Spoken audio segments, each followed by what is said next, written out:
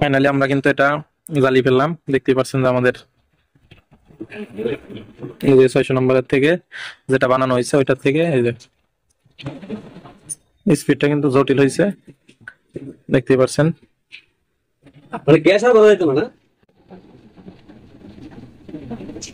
আজকে আমরা এই ওয়েল্ডিং ক্যান দিয়ে কিন্তু অনেক সময় আমরা জ্বালাই করি, সান ক্যান যেটাই হোক, এবং টর্চ জ্বালাই। আমরা আজকে এটাকে মডিফাই করে রিফ্রিজারেন্ট আর 600 যে গ্যাসের সিলিন্ডার থাকে, আমরা সেই সিলিন্ডার থেকে টর্চ জ্বালানোর মতো সিস্টেমটা তৈরি করবার জন্য আমাদের সর্বপ্রথম যেটা প্রয়োজন হবে একটি খালি ওয়েল্ডিং ক্যান, একটি নন রিটার্ন, আর টর্চ তো লাগবেই।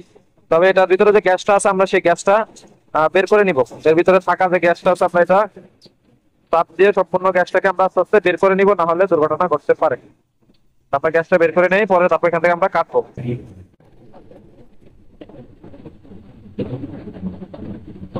ওয়েল্ডিং ক্যানটা কাটে দেখবো যে ভিতরে কি অবস্থা। ভিতরে এরকম কিছুই নাই।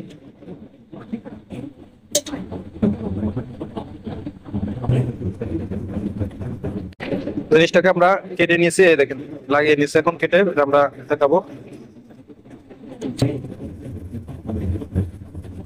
সুন্দর করে আমরা মাপ মতো কেটে নিলাম। এটা এখন আমরা এই নট রিটারের মাধ্যমে এখানে স্থাপন করব। এখানে আমরা এরারাইট আঠা বা এমসিল আঠা ব্যবহার করব। এইখানে আমরা এমসিল বা এরারাইট আঠা ব্যবহার করে এটাকে আমরা ফিক্স করে দেওয়ার চেষ্টা করব।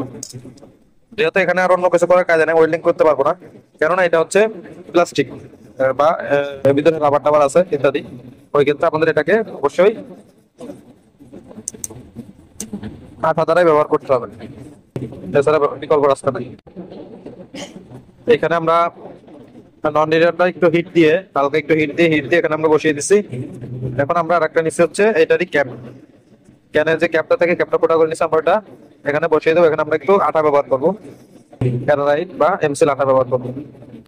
আমরা এখানে আঠা নিয়ে নিছি, দেখতে পাচ্ছি যে এমসিল আঠা নিয়ে আমরা এটা প্রস্তুত করবো। এখানে আঠা ব্যবহার করবো।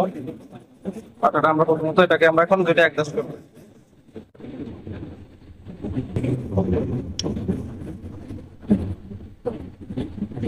এখন আমরা এই আটাটা ব্যবহার করব। ফাইনালি আমরা কিন্তু এটা জ্বালিয়ে ফেললাম। দেখতে পাচ্ছেন যে আমাদের এই যে 600 নম্বরের থেকে যেটা বানানো হয়েছে ওইটার থেকে এই যে স্পিডটা কিন্তু জটিল হয়েছে, দেখতে পাচ্ছেন। মানে গ্যাস আর বানাইতো না।